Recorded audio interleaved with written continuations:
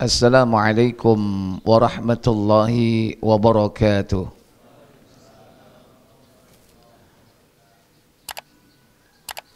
Innal hamdalillah nahmaduhu wa nasta'inuhu wa nastaghfiruh wa na'udzu billahi min sururi anfusina wa min sayyiati a'malina.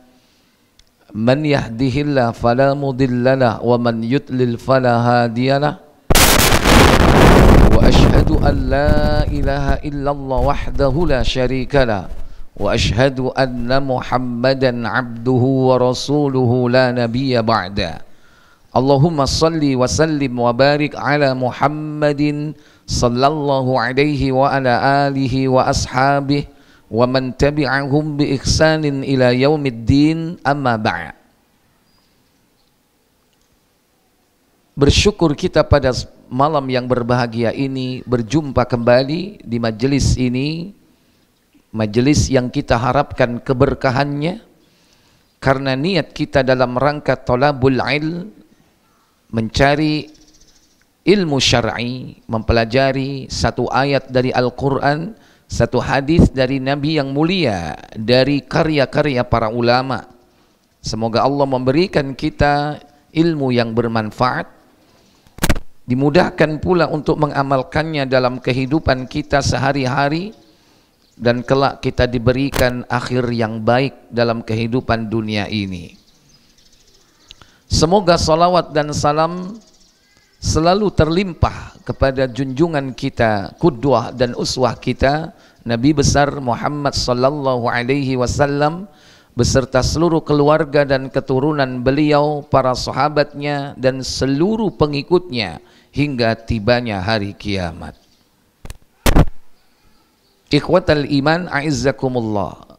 Melanjutkan pembahasan kitab Aqidatut Tauhid sampai kepada bab ketiga, yakni al-fasluts tsani, pasal kedua, fi bayani makna syahadatain, yakni penjelasan tentang makna syahadah, syahadatain atau dua kalimat syahadat. Demikian pula wa arkaniha wa syurutihima, dan juga berkaitan dengan rukun keduanya dan syarat-syarat keduanya. Demikian pula wa muqtadahuma, termasuk juga konsekuensi dari mengamalkan dua kalimat syahadat tersebut. Fa insyaallah kalau malam ini tidak cukup menghabiskan semua pembahasan, kita akan lanjutkan pasal kedua ini pada pertemuan berikutnya. Al-awwal, atau yang pertama, makna syahadatain, makna dua kalimat syahadat. Sudah kita ketahui syahadah yaitu persaksian artinya. Berarti kalau syahadatain dua persaksian. Karena memang dua kalimat syahadat itu terdiri dari persaksian terhadap Allah sebagai satu-satunya ilah, sesembahan yang hak, dan persaksian bahwa Nabi Muhammad adalah Nabi dan utusan Allah. Maka di dalam makna syahadat tersebut terkandung konsekuensi dari kedua kalimat yang ada di dalam kalimat tersebut. Makna syahadati alla ilaha illallah, bagian pertama yakni pengertian atau makna persaksian bahwa tidak ada ilah kecuali Allah. Apa itu? Al-i'tiqadu wal iqraru, keyakinan dan pernyataan. Jadi syahadat itu keyakinan sekaligus pernyataan. Annahu la yastahiqqul ibadata illallah, bahwasanya tidak ada yang berhak untuk mendapatkan peribadatan pengabdian kecuali Allah. Wattazamu dzalika wal amalu bih, dan mentaati kalimat tersebut serta mengamalkan kalimat tersebut. Arti mentaati di sini yakni mewujudkan konsekuensi dari kalimat la ilaha illallah dan mengamalkannya. Fala ilaha, maka kalimat la ilaha, la di sini adalah la nafi, yaitu la yang meniadakan. Karena la ada dua, ada la nafi, ada la nahi. Ada la meniadakan, ada la yakni melarang ya. Kalau la taqrabu berarti jangan kau dekati. Itu la nahi, la larangan. La apa lagi? Selain dari la taqrabu, jangan kau dekati. La taghdab, banyak ya. Jangan marah. Banyak sekali larangan-larangan di dalam Islam. La tashrabanna, la ta'kulul amwalal yata, banyak sekali larangan-larangan. Baik larangan itu yang bersifat syar'iyyah atau yang bersifat mubah. Artinya larangan yang tidak ada konsekuensi hukumnya. Jangan kau bersepeda siang-siang. Nah, itu nggak ada konsekuensi hukumnya. Itu larangan yang bersifat mubah. Seorang bapak anak jangan sepedaan di siang hari. Baik. La yang ada dalam kalimat syahadah, yakni la ilaha, nafyun li istihqaqi man siwallahi lil ibadati kainan, yakni peniadaan segala macam bentuk peribadatan kepada selain Allah tabaraka wa ta'ala. Demikian pula mangkana illallah,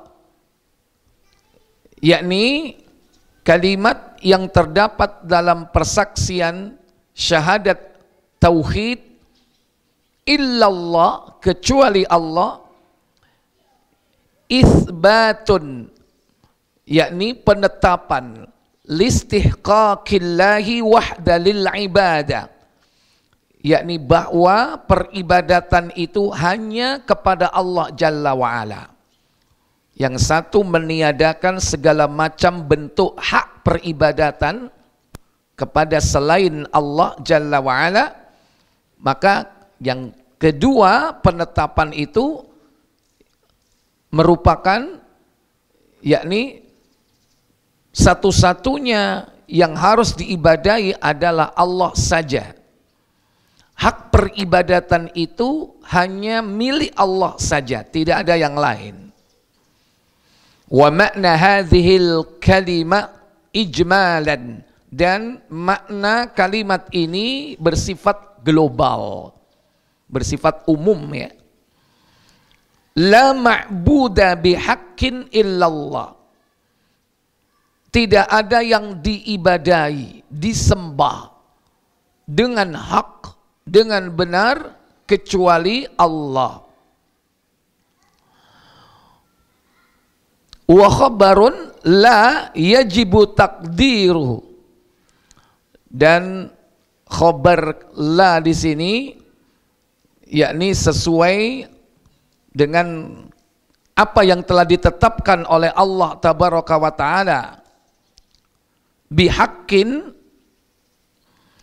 wala yajuzu takdirahu bimaujudin, dan kalimat bihaqqin di sini yakni tidak sekedar meyakini bahwa Allah itu ada. Kalimat la ma'buda bihaqqin, kalimat bihaqqin itu tidak sekedar menunjukkan bahwa Allah itu ada, tetapi bahwa satu-satunya yang disembah dengan hak Berarti yang lain tidak hak. Lawan dari hak apa? Batil. Bahwa yang hak cuman satu. Maka di situ diartikan dengan la ma'buda bihaqqin, tidak ada yang diibadahi dengan benar. Li'anna hadha khilaful waqi', karena hal ini berbeda dengan kenyataan yang ada pada kehidupan kita sekarang atau kenyataan yang ada. Sebetulnya bukan sekarang saja, dari dulu juga seperti itu. Artinya dalam kehidupan, bahwa fal ma'budatu ghairullah maujudun katsiratun. Karena yang disembah selain Allah itu kenyataannya ada dan jumlahnya banyak gitu loh. Maka kalau diartikan sekedar tidak ada sesembahan, tidak ada yang diibadahi kecuali Allah, kenyataannya banyak yang diibadahi. Ternyata banyak yang disembah selain dari Allah. Ada yang menyembah batu, pohon, ada yang menyembah sapi, ada yang menyembah api, matahari, bulan. Kenyataannya ada yang menyembah kepada selain Allah. Kalau kalimat la ilaha itu diartikan tidak ada, maka kenyataannya ada yang disembah. Jadi jangan diartikan di situ la ilaha tidak ada. Atau seandainya dilanjutkan tidak ada yang disembah, itu pun belum cukup. Kenapa? Karena kenyataannya banyak yang disembah. Tidak ada yang disembah kecuali Allah. Kenyataannya ada orang yang menyembah jin, yang menyembah manusia, yang menyembah bintang, yang menyembah bulan. Kenyataannya ada. Nah, itu yang dimaksud dalam hal ini, yakni li'anna hadza khilaful waqi'. Karena dalam perkara ini, yakni berbeda dengan keadaan yang terjadi dalam kehidupan. Fal ma'budat, dan ternyata yang diibadahi itu ghairullah, selain daripada Allah, maujudatun katsirah, jumlahnya banyak. Fayalzimu minhu anna ibadata hadhil asya' ibadatun lillahi. Maka konsekuensi dari makna kalimat tidak ada yang disembah kecuali Allah, yaitu bahwa peribadatan kepada selain Allah itu nanti serupa dengan peribadatan kepada Allah. Ada yang menyembah bintang, sama dia menyembah. Ada yang menyembah Allah, sama. Berarti mereka sama-sama menyembah gitu.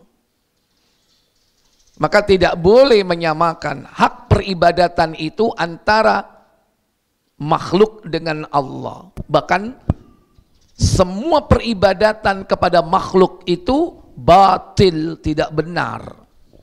Sementara untuk Allah hak, yaitu yang benar. Wa hadza min abtalil batilin. Karena yang hal ini termasuk di antara puncak kebatilan, menyamakan Allah sebagai zat yang diibadahi dengan makhluk yang juga diibadahi, sama-sama diibadahi. Maka harus perlu disematkan kata-kata apa? Bihaqqin, yang diibadahi dengan hak, dengan benar. Berarti cuma satu, yang lainnya apa? Batil, salah. Maka kalau ada yang mengartikan la ilaha illallah, tidak ada yang disembah, tidak ada yang diibadahi kecuali Allah, tanpa menyertakan kalimat bihaqqin, diibadai, disembah dengan benar, maka berarti menyamakan beribadah dengan makhluk selain Allah sama dengan beribadah kepada Allah. Wa huwa madhhabu ahli wihdatil wujud. Dan inilah madhab, yakni para pengikut wihdatul wujud, yaitu menyamakan penyatuan antara apa? Antara Allah dengan makhluk.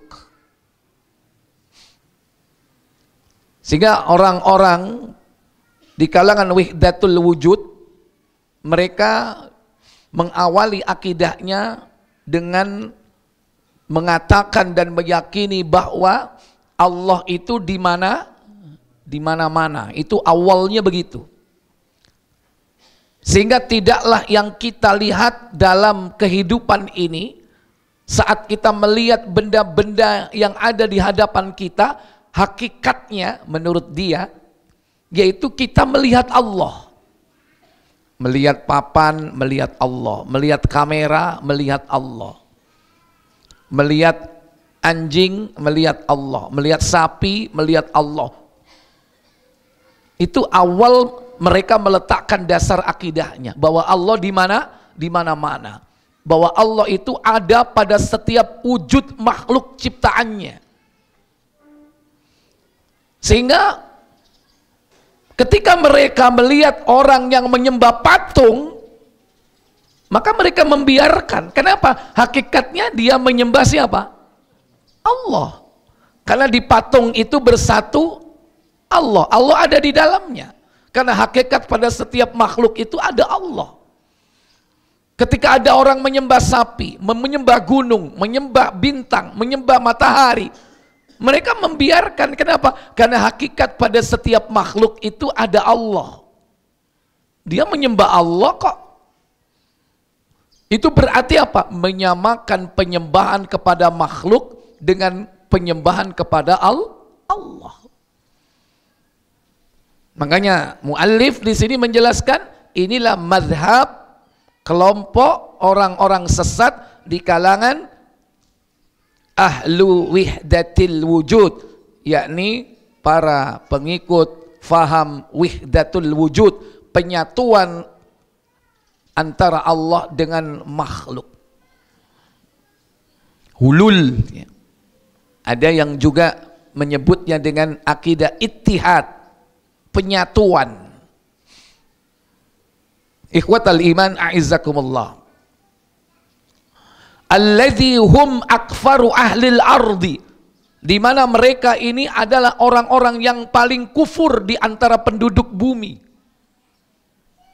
Sehingga mereka membiarkan para penyembah berhala, karena dia menganggap antara dirinya dengan mereka sama.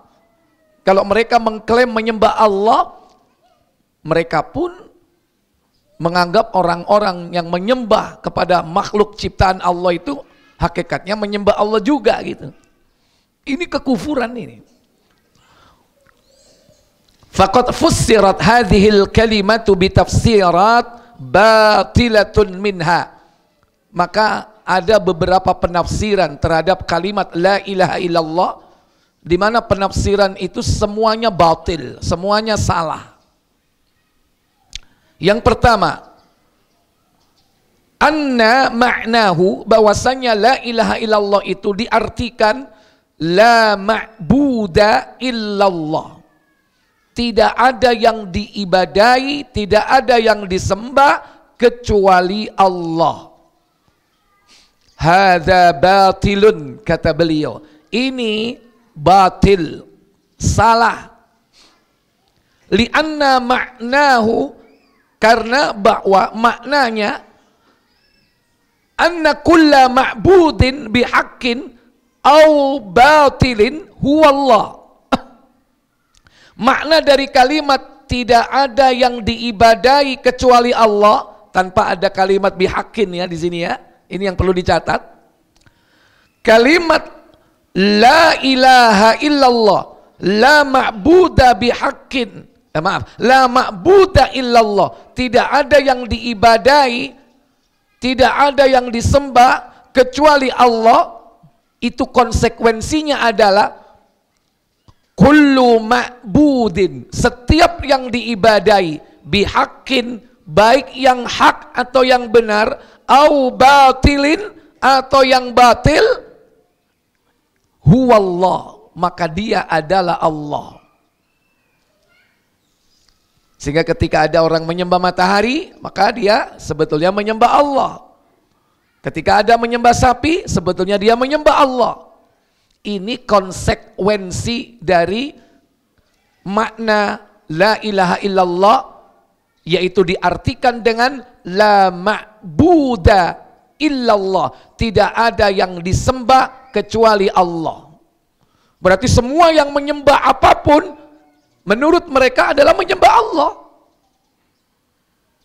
Ini kalau tidak diletakkan, disematkan kata-kata bihaqqin,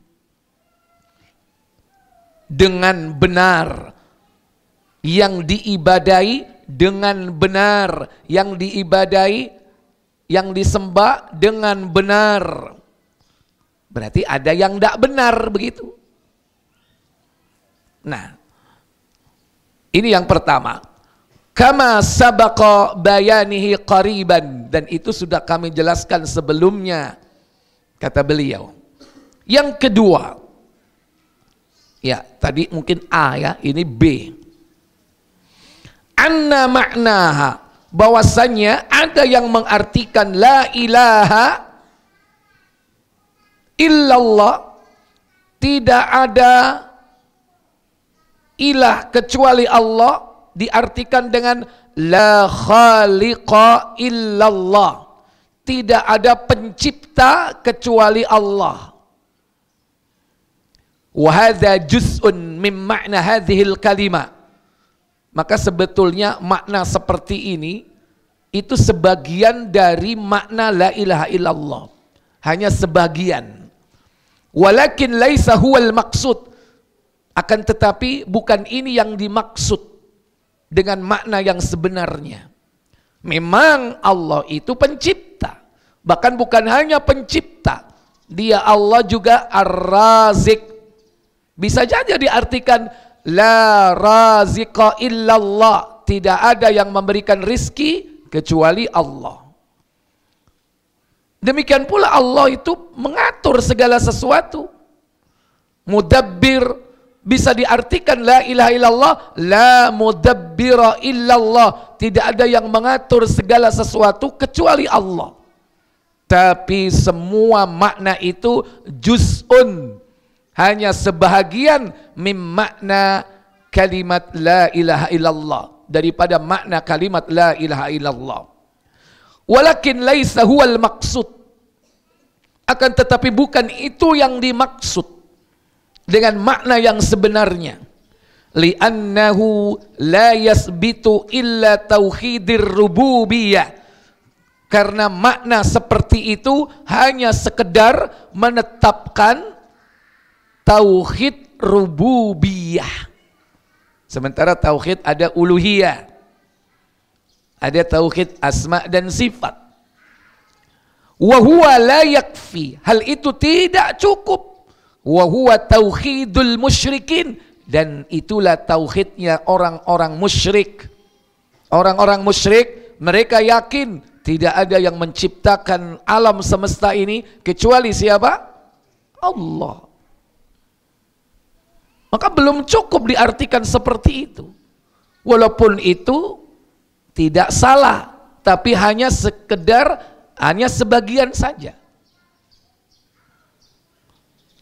Kemudian jim atau C, anna maknaha, bahwasannya ada yang mengartikan kalimat la ilaha illallah, la hakimata illallah, tidak ada yang menetapkan hukum kecuali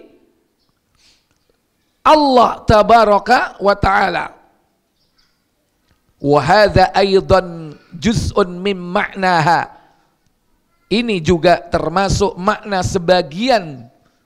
Walaysa huwal maksud. Bukan itu maksud daripada la ilaha illallah. Makna yang sebenarnya.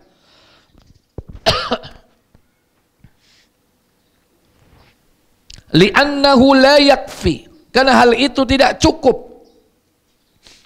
Li'annahu law afradallahu bil hakimiyati faqat, sekiranya seseorang itu mengesahkan Allah dalam perkara menetapkan hukum, wah Allah saja yang menetapkan hukum, kita harus memakai hukum Allah, kita harus memakai undang-undang Allah, diakui bahwa Allah adalah yakni yang membuat syariat dan yang menetapkan perkara-perkara hukum, faqat, hanya itu saja. Sementara wada'a ghairallah, dia menyeru, berdoa, meminta kepada selain Allah, sarrafa lahu syai'an minal ibadati lam yakun muwahhidan, atau menjadikannya sesuatu, tidak menjadikan Allah sebagai zat yang diibadahi, maka dia tidak termasuk orang yang bertauhid.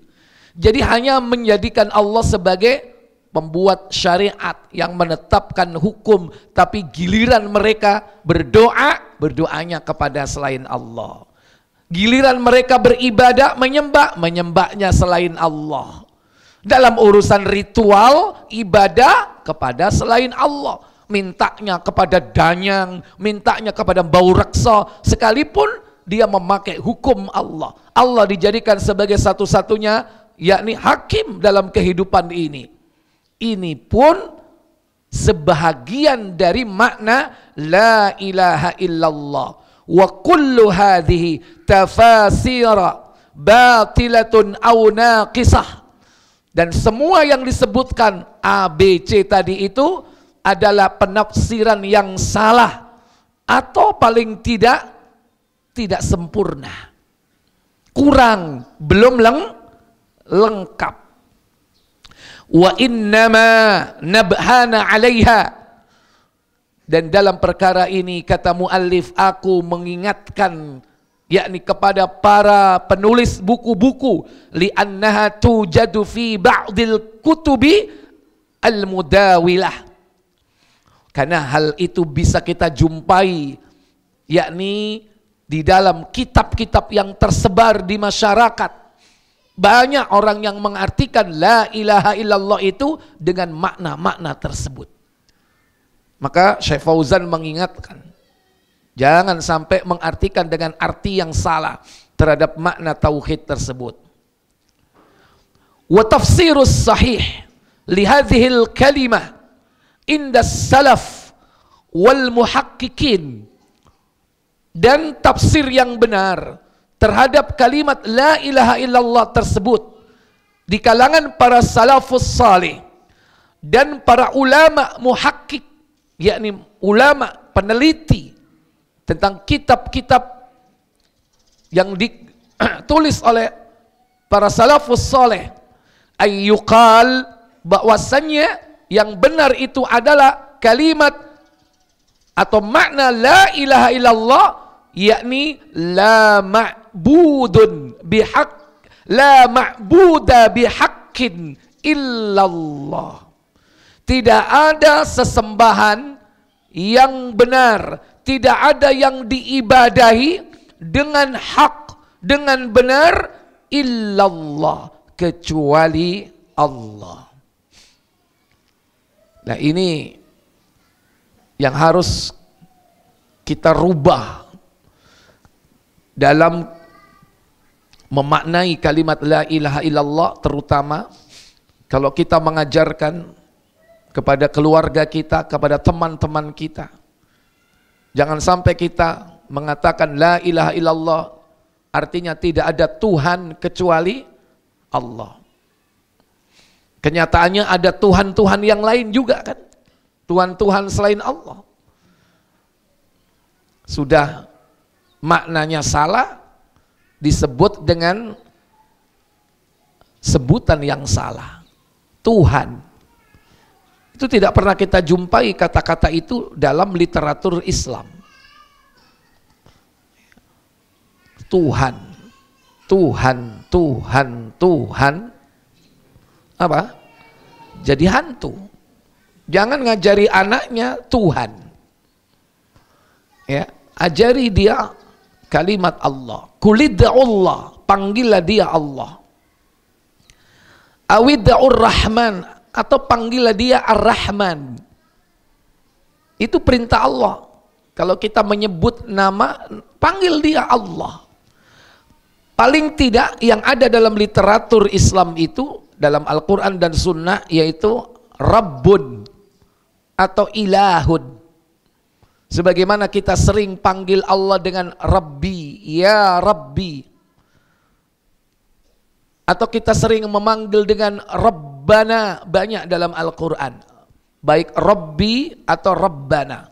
Rabbisrahli, wahai Allah lapangkan dadaku, sadri. Doa Nabi Musa dalam Al-Quran diabadikan. Rabbana, banyak Rabbana dalam Al-Quran. Panggil Allah dengan Rabb. Kalau nggak tahu kata-kata Rabb apa maknanya, belajar. Demikian pula makna ilah, al-ma'bud bihaqqin, sesembahan yang hak. Jadi jangan kita memakai kata-kata yang tidak bersumber dari Al-Quran dan As-Sunnah, nanti bisa menyimpang. Maka dalam terjemahan kita ini semuanya ada kata-kata Rabb diartikan Tuhan, ilah diartikan Tuhan. Ketika mereka mengartikan Alhamdulillahi Rabbil Alamin, segala puji bagi Allah, apa Rabbil Alamin di situ diartikan Tuhan semesta alam. Rabb diartikan Tuhan. Demikian pula ketika disebutkan La ilaha illallah, misalnya Allahu la ilaha illahu wal hayyul qayyum, Allah tidak ada Tuhan kecuali dia Al-Hayyu yang maha hidup, sama diartikan Tuhan juga. Lantas apa bedanya antara Rabb dengan ilah? Beda nggak makna Rabb dan ilah? Beda.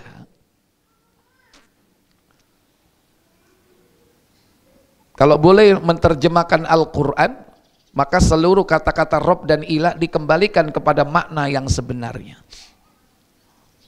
Ya.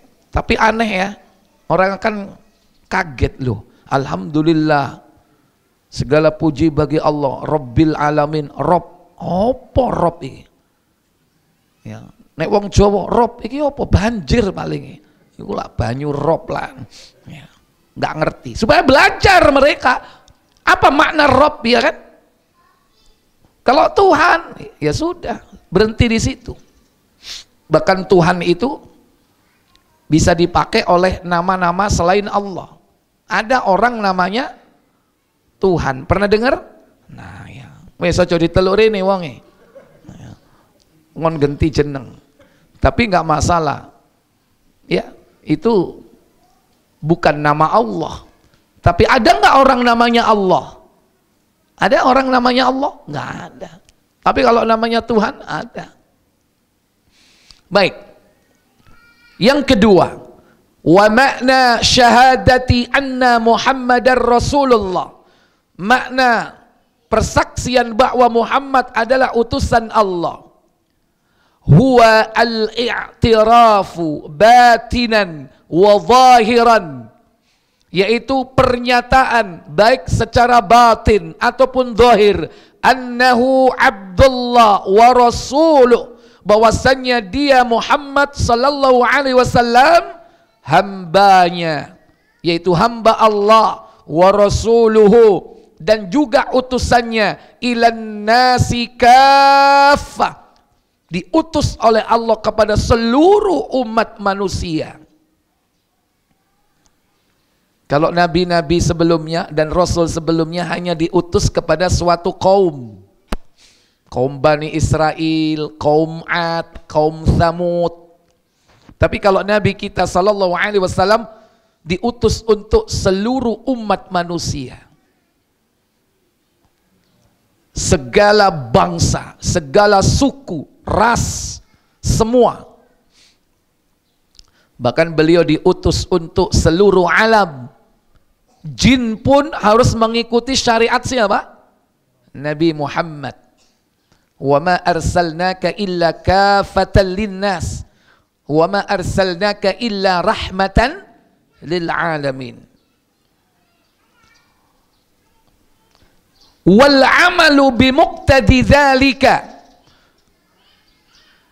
dan makna persaksian bahwa Muhammad adalah utusan Allah tabaraka wa taala bukan hanya sekedar menyatakan dalam hatinya secara batin dan zahir bahwasanya dia adalah hamba Allah dan utusannya untuk seluruh umat manusia, tetapi juga wal amalu bimuqtadi dzalika, yakni mengamalkan konsekuensi dari pernyataan tersebut. Apa itu? Min ta'atihi fima amara, yakni mentaati apa yang diperintahkan oleh beliau. Yang pertama, orang yang menyatakan bahwa Muhammad adalah utusan Allah, hamba Allah dan utusannya, maka mau tidak mau harus taat kepada beliau.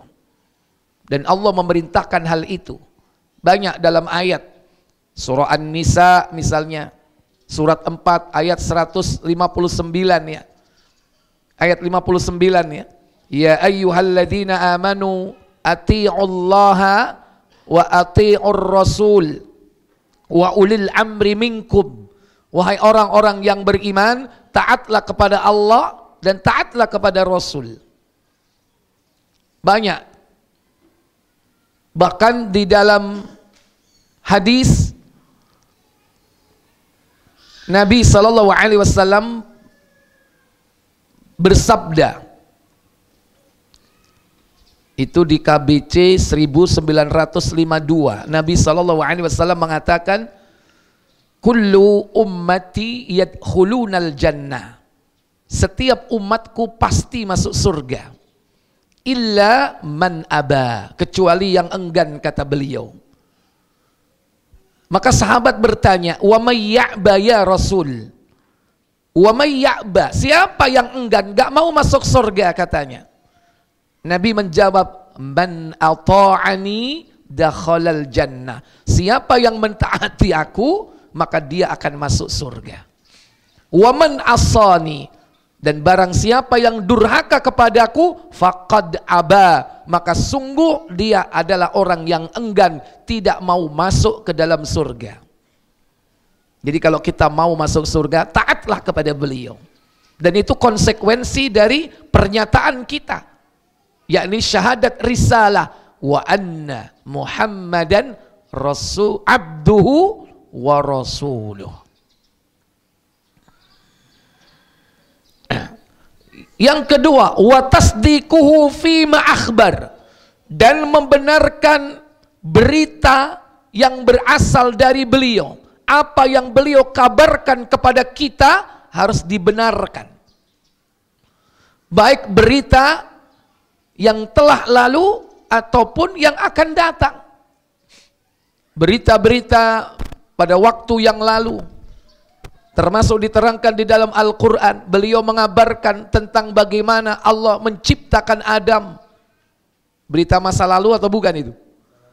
Bagaimana diceritakan oleh beliau tentang khobar hamba-hamba Allah yang saleh di kalangan para nabi dan para rasul. Berita tentang yakni umatnya Nabi Hud, umatnya Nabi Saleh, kaum Ad dan Thamud, kita benarkan. Bahkan berita yang dikabarkan oleh beliau, ada yang di dalam Al-Quran, ada yang tidak ada di dalam Al-Quran. Kisah tentang Dzulqarnain, kisah tentang Ashabul Kahfi, ada yang beliau kabarkan dan itu ada di dalam Al-Quran. Tapi ada juga yang tidak tercantum di dalam Al-Quran. Kisah tentang seorang pemuda yang mengislamkan seluruh penduduk negeri. Ketika dia belajar dikader oleh seorang raja menjadi tukang sihir, tiap kali dia belajar sihir dalam perjalanan bertemu dengan seorang hamba Allah yang taat beribadah. Akhirnya dia tertarik dan belajar tentang kalimat-kalimat thayyibah. Maka masuk Islamlah dia. Yang akhirnya raja yang disembah ketika itu marah saat dia mampu mengobati seorang menteri yang buta matanya sejak kecil. Dipikir itu sihir. Ternyata setelah diselidiki dia berguru kepada seorang alim dan ahli ibadah. Maka dibunuhlah gurunya. Tetapi ketika dia membunuh pemuda ini tidak sanggup. Ditenggelamkan ke laut, prajuritnya malah yang tenggelam. Dijatuhkan dari puncak gunung, prajuritnya yang justru binasa. Dibunuh langsung tidak bisa. Akhirnya dia berpesan, kalau kau mau membunuhku, caranya begini. Saliblah aku di tiang salib, dan panahlah aku tepat di pelipis. Dan ketika kau memanah aku, ucapkan Bismillah dengan nama Allah. Rabbul Ghulam, yakni Rabbus Syabab, Rabb pemuda ini. Bismillah dengan nama Allah, yaitu Rabb pemuda ini. Maka ketika raja memanahnya dan mengucapkan kalimat itu, maka seluruh penduduk negeri yang dikumpulkan menyaksikan hukuman itu semua beriman kepada Allah Jalla wa'ala dan kufur kepada raja. Ternyata laki-laki yang hebat ini tidak bisa dibunuh, ternyata dia punya Rabb. Yang disembah adalah Allah Tabaraka wa Ta'ala. Akhirnya panik si raja. Mereka mencari siapa saja orang yang beriman kepada Allah dan akhirnya membakarnya. Dan akhirnya dibuatlah parit-parit di seluruh penjuru negeri. Di setiap sudut kota dibuat parit, di situ dinyalakan api. Itulah yang terkenal dengan kisah Ashabul Ukhdud. Itu ada diterangkan dalam hadis Muslim. Kisah juga tentang 3 orang yang cacat, 1 orang buta, 1 orang belang, 1 orang botak didatangi oleh malaikat. Di Quran nggak ada, di hadis. Nah ini kita benarkan apa yang berasal dari beliau. Walaupun itu bertentangan dengan apa yang kita dapatkan. Mungkin pelajaran-pelajaran yang sudah kita dapatkan. Tapi ketika kita mengetahui apa yang disampaikan oleh Nabi, itu yang kita benarkan. Coba contoh misalnya. Nabi pernah mengatakan tentang guru, guntur alias beledek, gelodok. Orang Yahudi datang bertanya kepada beliau. Akhbirni anir ra'di. Terangkan kepadaku tentang ar-ra'du, yaitu guntur, kilat. Apa jawab Nabi SAW? Buka Tirmidzi 3117. Ini contoh khobar yang berasal dari Nabi, lebih kita yakini. Walaupun itu bertentangan dengan sains teknologi atau mungkin ilmu fisika yang sudah kita dapatkan dalam kehidupan sehari-hari kita ketika dulu sekolah. 3117 kalau tidak salah.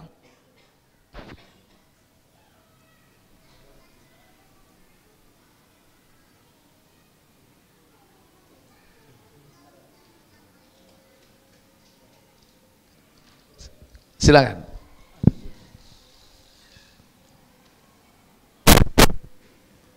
Dari Ibnu Abbas radhiyallahu anhuma, ia berkata, apa katanya? Orang-orang Yahudi datang menemui Nabi Sallallahu Alaihi Wasallam dan berkata, apa kata mereka? Wahai Abul Qasim, ya Abul Qasim, tolong beritahukan kami tentang ar-ra'du. Akhbirni anir ra'di. terangkan kepadaku tentang Ar-Ra'du.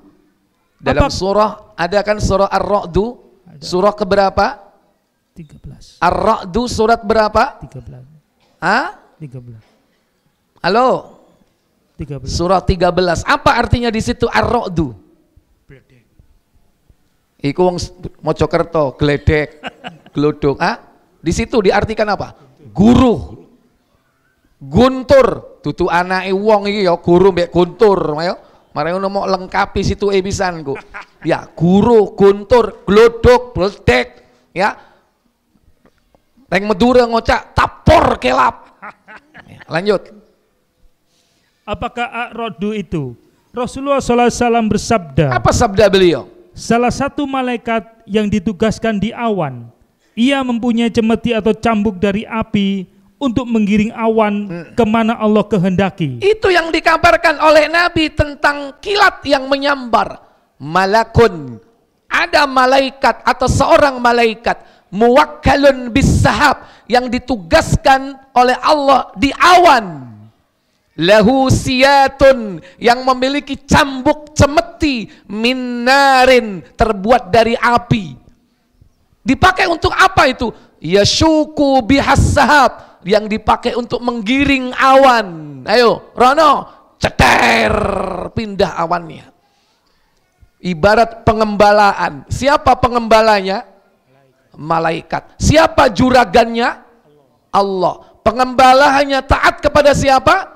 Juragan. Nggak akan taat kepada pawang. Siapa yang bisa merintah malaikat? Nggak bisa. Yang merintah malaikat hanya Allah. Ternyata cambuk yang terbuat dari api itulah kilat yang kita ketahui hari ini. Dulu teorinya fisika apa kilat itu? Ayo. Halo. Pertemuan antara ion positif dan ion negatif yang akhirnya menimbulkan letupan bunga api. Itu teori dari mana itu? Ada nggak fisika yang mengajarkan itu cambuknya malaikat? Ada nggak? Langsung meneh diobong bukune. Padahal ini khobar dari Nabi ini. Ya, lanjut. Mereka berkata lagi, lantas suara apa yang biasa kami dengar? Wa mas'ud. Suara apa yang biasa kita dengar itu? Suaranya bor, kan gitu kan? Meledak itu. Suara apa? Apa kata Nabi SAW? Rasulullah SAW bersabda, itu adalah suara perintah malaikat terhadap awan. Iya, hada sautu amri malaika atau amri malak. Itulah suara perintah malaikat tersebut, yasuku bihas sahab haitsu sya'allah, yaitu ketika menggiring awan di mana Allah kehendaki awan itu berada. Itu suaranya malaikat itu. Kilatnya itu cambuknya, suaranya itu adalah suaranya malaikat. Apa kata Yahudi? Hingga awan itu sampai di tempat diperintahkan, mereka berkata, engkau benar. Sodakta, kau benar. Berarti Yahudi ini wis ngerti. Tapi tujuannya ngetes. Yahudi itu kalau tanya kepada Nabi kita, itu bukan bertanya untuk mencari ilmu. Apa? Ngetes. Berarti dia sudah tahu. Kenapa? Karena sumbernya sama dari Allah. Mereka sudah banyak dapat kitab, dapat Taurat, dapat Zabur, dapat Injil.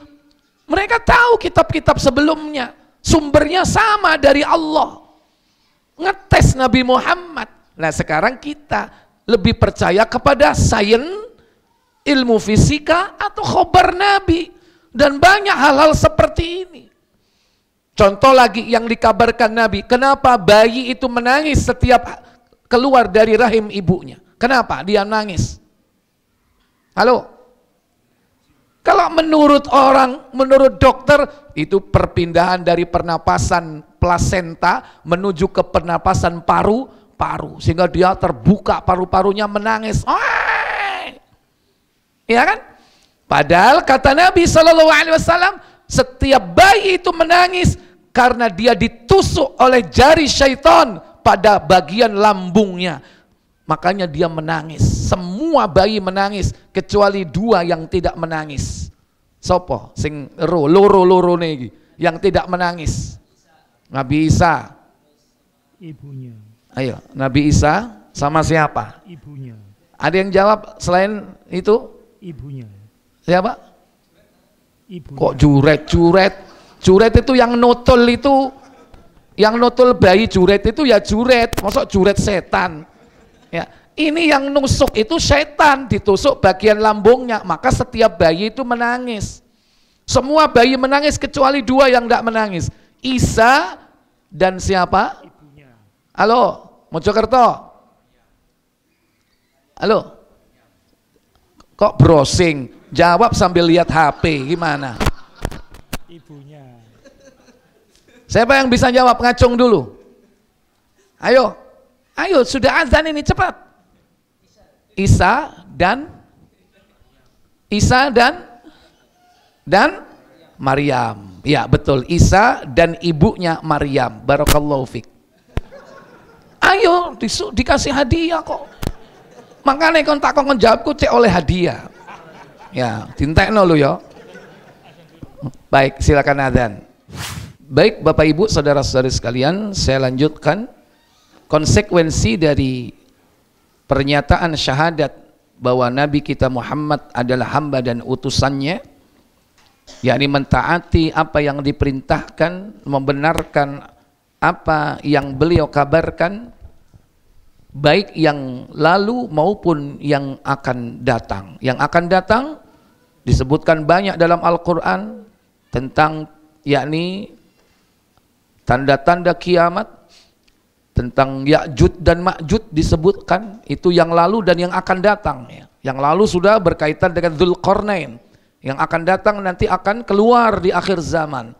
Demikian pula yang tidak ada dalam Al-Quran, seperti Nabi mengabarkan tentang datangnya Dajjal, ya, dan juga tanda-tanda kiamat yang lain, serta kehidupan akhirat. Wajtinabu ma naha anhu wazajar, dan menjauhi apa yang beliau larang dan beliau tidak sukai, beliau benci. Itu sebagai konsekuensi kalau kita mengaku terhadap kerasulan Nabi kita Muhammad. Apa saja yang beliau benci, jangankan yang beliau larang, apa yang beliau tidak sukai, kita harus tidak suka. Jangan apa yang beliau tidak sukai, justru kita sukai. Rasulullah tidak suka musik, malah kita suka apa? Musik. Jangankan Rasul, sahabat-sahabat, murid-muridnya saja kalau mendengarkan musik telinganya diapain? Ditutup. Abdullah bin Umar kalau dengar musik ditutup telinganya. Tanya, udah hilang nggak suaranya? Belum, ditutup lagi. Sampean enggak? Malah gini. Goyang ya kan? Sudah keracunan sama keong racun. Wa alla yu'badallaha illa bima syara'a. Konsekuensi dari persaksian syahadat kepada Rasul sebagai hamba dan utusan Allah, yakni dan tidaklah Allah itu diibadai kecuali dengan apa yang telah disyariatkan. Artinya kalau kita beribadah kepada Allah harus sesuai dengan apa yang dituntunkan, dan Nabi sudah mencontohkan bagaimana cara ibadah itu.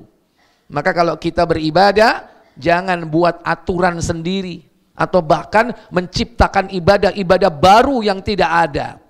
Jangankan yang tidak ada diadakan, berinovasi dalam ibadah yang sudah ada itu nggak boleh. Contoh zikir, ibadah nggak? Nabi mencontohkan nggak?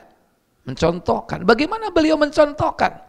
Ada yang bersifat mutlak, ada yang bersifat muqayyad. Muqayyad itu ditetapkan waktunya, jumlah bacaannya, jenis kalimatnya, tata cara dan syaratnya. Ini yang bersifat muqayyadah. Ada yang bersifat mutlak, yang bersifat umum.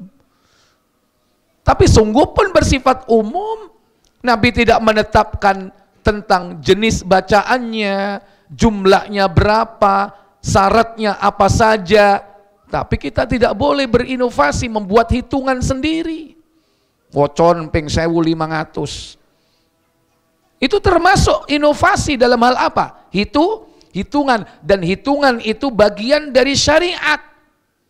Kenapa ada zikir 33 ya?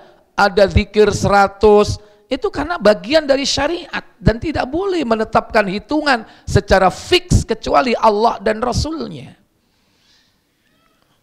Baik, itu nanti kita akan bahas khususnya dalam pembahasan tentang at-tasyri', yaitu yang menetapkan syariat. Kemudian tsanian, yang kedua, bagian yang kedua, arkanus syahadatain, rukun-rukun syahadat. Jadi syahadat itu ada rukunnya. Syahadat tauhid la ilaha illallah ada rukunnya. Syahadat risalah Muhammadan abduhu wa rasul juga ada rukunnya. Kalau rukun Islam ada 5, rukun iman ada 6. Nah, syahadat itu ada rukunnya. Yang pertama atau A, la ilaha illallah, tidak ada sesembahan yang hak, yang benar kecuali Allah. Laha ruknanun huma, memiliki 2 rukun di situ. Ruknani, ada 2 rukun, yakni huma an-nafyu wal itsbat. Yang pertama peniadaan, an-nafyu, rukun kedua al-itsbat, penetapan. Faruknul awal, rukun yang pertama an-nafyu, yakni ada pada kalimat la ilaha, tidak ada sesembahan yang hak, la ma'buda bihaqqin. Maksudnya yubtilu syirka bijami'i anwa'ihi, yakni membatalkan seluruh bentuk kesyirikan dengan segala macam bentuk dan macamnya. Wa yajibul kufra bikulli ma ya'budu min dunillah, dan wajib mengingkari segala macam bentuk peribadatan kepada selain Allah tabaraka wa ta'ala. Ini rukun pertama, yaitu rukun an-nafyu.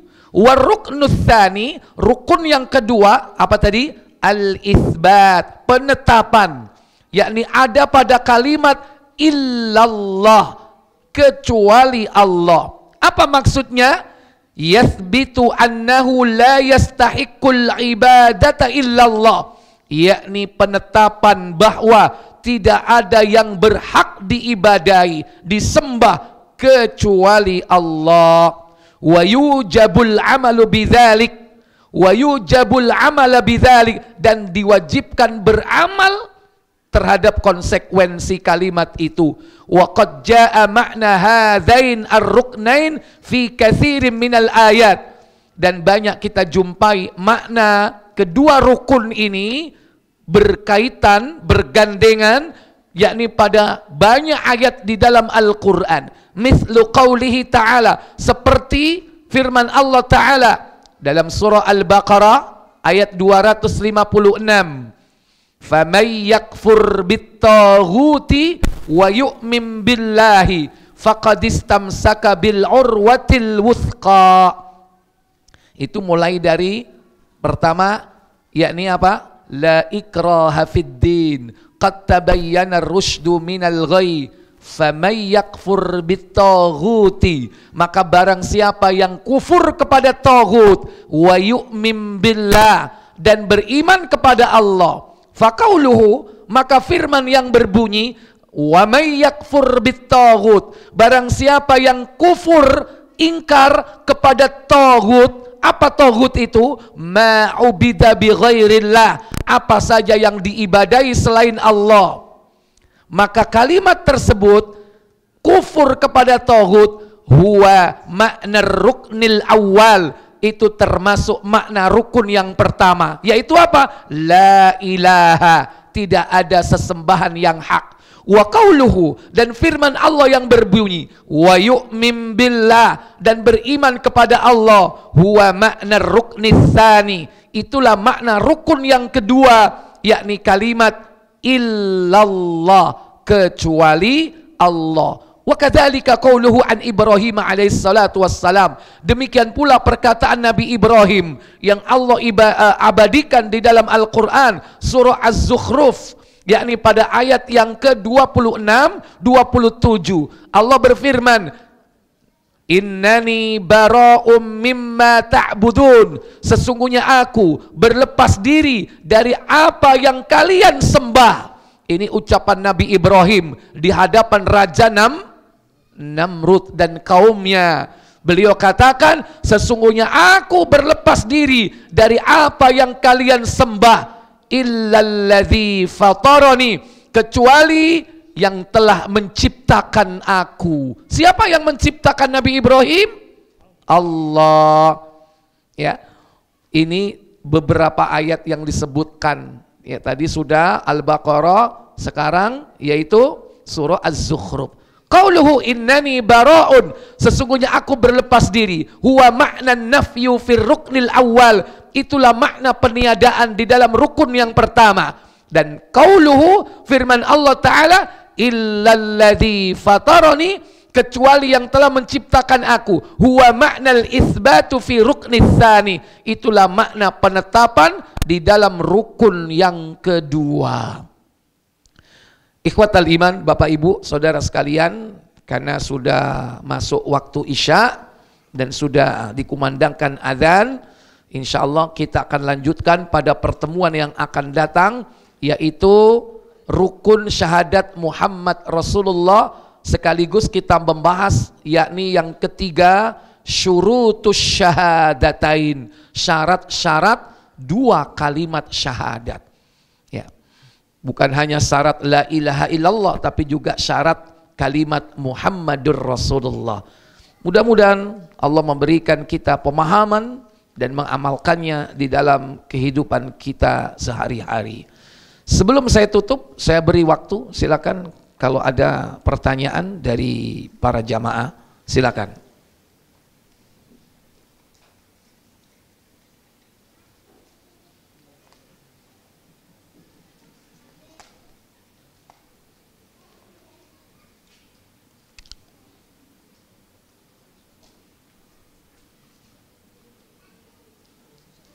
Ada pertanyaan? Silakan. Silakan.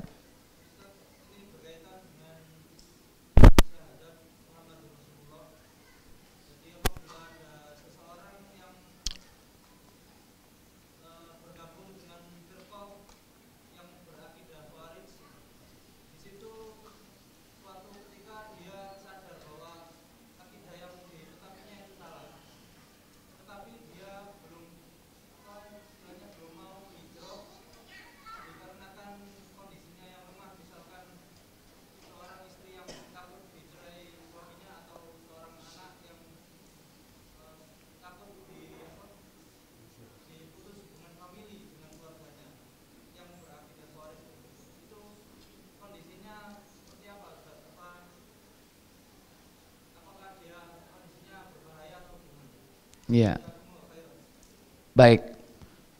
Tentu permasalahan itu banyak faktor ya. Apalagi dikaitkan dengan menerapkan konsekuensi dari syahadat kepada Rasul Sallallahu Alaihi Wasallam. Tadi ada 4 unsur kan? Ta'atuhu fima amar, mentaati apa yang beliau perintahkan. Wa tasdiquhu fima akhbar, membenarkan khobar yang berasal dari Nabi bahwa itu hak benar.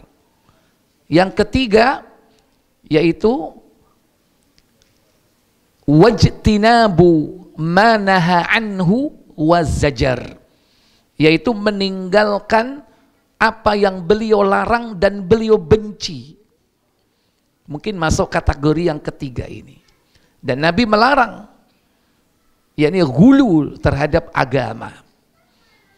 Nah, Khawarij itu termasuk akidah ghulu, berlebihan kepada agama. Justru dia itu takut menjadi kufur.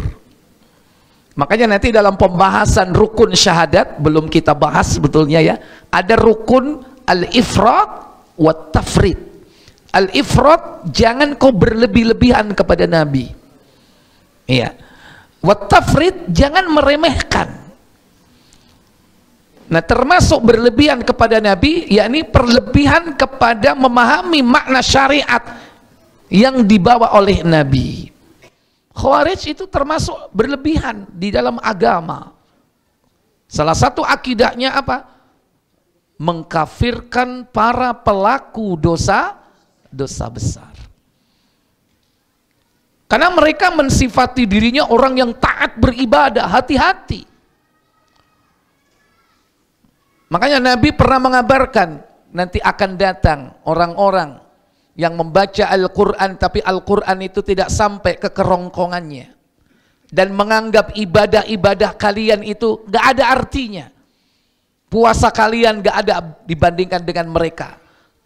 Ibadah kalian, puasa kalian, sholat kalian tidak ada artinya jika dibandingkan dengan mereka. Karena mereka menganggap luar biasa ibadahnya. Ini. Tapi dalam perkara takfir, pengkafiran, mereka salah dalam menerapkan, yakni pengkafiran. Mereka menganggap siapapun pelaku dosa besar, pezina, peminum khamr, penjudi, pembunuh, sudah dianggap kafir secara totalitas. Yukhrijum minal millah, keluar dari agama. Batal syahadatnya menurut mereka. Darahnya halal, hartanya halal. Maka jangan heran konsekuensi dari pemikiran itu, mereka akan membunuh siapa saja di antara para pelaku dosa besar. Padahal mereka masih bersyahadat, padahal mereka masih melaksanakan sholat. Itu. Nah, mungkin barangkali kita tidak tahu sampai sejauh mana tingkat pemahaman dia terhadap pemahaman Khawarij atau pemahaman Khariji seperti ini. Ya kalau masih ikut-ikutan ya masih bisa dibenahi. Mungkin kalau hanya sekedar menganggap pelaku dosa besar kufur, belum sampai kepada tingkat aksi membunuh mereka, mungkin masih belum dikatakan sebagai pengikut Khawarij murni. Mungkin hanya terkena subhat pemikiran yang sesat di kalangan mereka. Makanya perlu diajak untuk apa? Thalabul ilmi. Itu yang penting. Datang ke majelis taklim yang menerangkan perbedaan antara ahlus sunnah wal jamaah dengan firqah-firqah yang sesat. Dan bukan hanya Khawarij saja, masih banyak yang lain. Ada Qadariyah, ada Jabriyah, ada Jahmiyah, ada Mu'tazilah, ada Sufiyah, dan di Indonesia itu lengkap firqah itu di negeri kita ini. Bahkan ada yang percampuran antara semuanya itu masuk dalam sebuah organisasi lengkap, di situ ada semua firqah ada. Itu. Jadi yang paling utama diajak untuk apa? Untuk menuntut ilmu, membedah, mengkaji kitab para salafus saleh. Wallahu a'lam. Mungkin itu yang bisa saya sampaikan. Semoga bermanfaat untuk kita semua. Kita tutup kafarat majelis. Subhanakallahumma wa bihamdika asyhadu an la ilaha illa anta astaghfiruka wa atubu ilaik. Wassalamualaikum warahmatullahi wabarakatuh.